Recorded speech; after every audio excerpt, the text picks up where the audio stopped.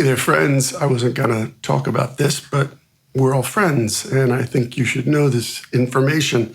So yesterday, I saw this post on Big Ear Pedals. They're out of Nashville. Really good people. They make some cool stuff.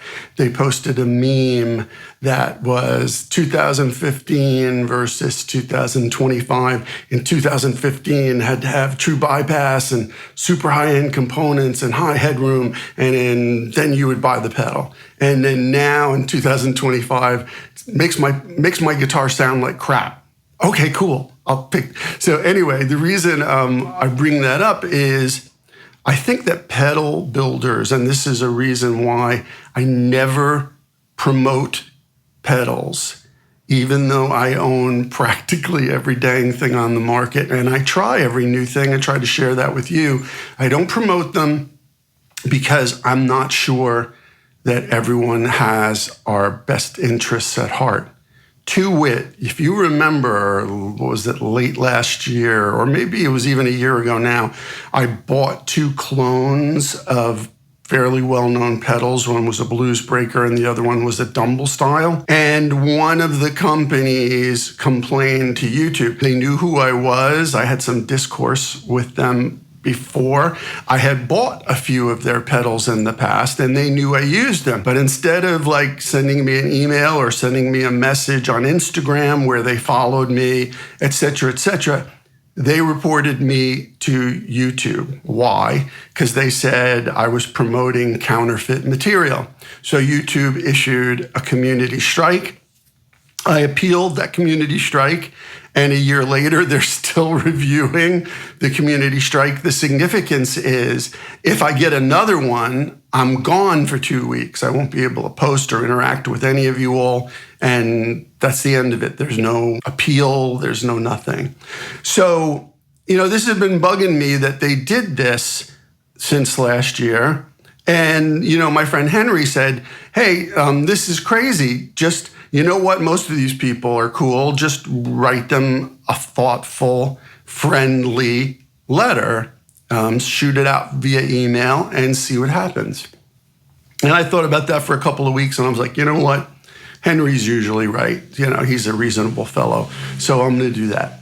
So I very carefully crafted an email, not casting blame, but pointing out to them like, hey, I'm a creator and I'm a real musician, that this is how I make my living 24/7, 365 days a year. So if you going after me, why don't you go after the people who made the pedal or ask me to take it down? I would have gladly taken it down. It wasn't that big a deal. I'm not making that much money off of YouTube, so I'd rather not have the community strike. I admire your work. So, why don't we have continue the discourse here?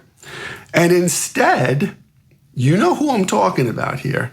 I don't want to get any more community strikes, but you know who I'm talking about here. They wrote back and was like, well, you should have come to us first.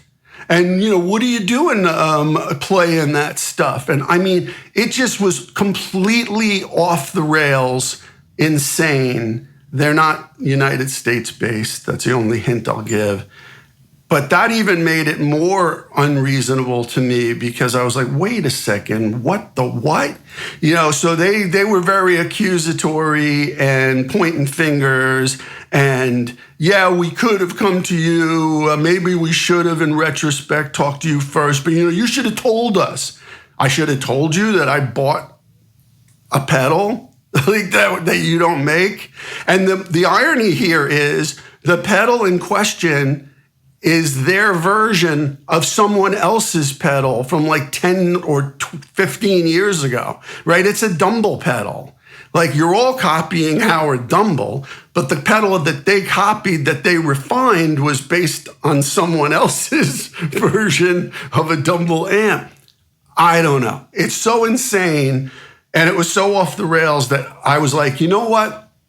These companies don't care about anything other than influencers. To wit, this company just put out a pedal by a very, very accomplished and seriously big YouTube guitar influencer. Now, the pedal looks cool as hell.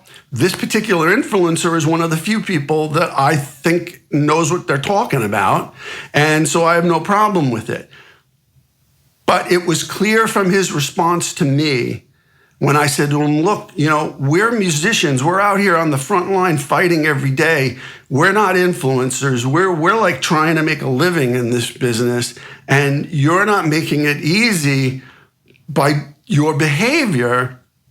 It was clear to me, and this is not the first time, so I'm telling you here, all right? This is not the first time I've had this discussion with pedal manufacturers.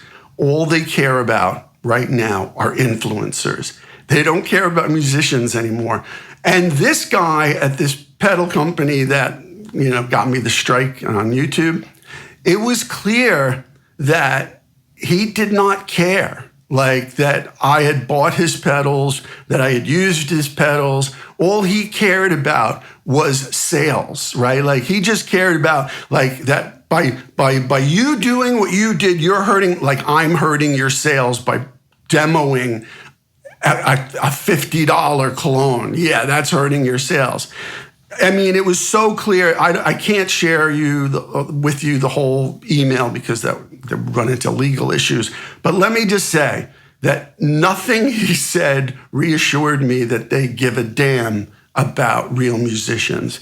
And like I was saying, this is not the first time that I've talked to pedal manufacturers where they're like, well, we've got to go with these, influencer dudes because they've got this audience. Right. So it's not about the music. It's about the scratch, right? You just want to sell things. You don't care about music. And that's fine. They manufacture things. They should be able to sell things. I don't want to go off the rails myself here. I make music. They want to sell things. But I'm telling you to be very, very careful and very choosy about who and what you spend your money on, because I'm pretty damn sure they don't give a damn about you. Think about it. All right. Catch you later.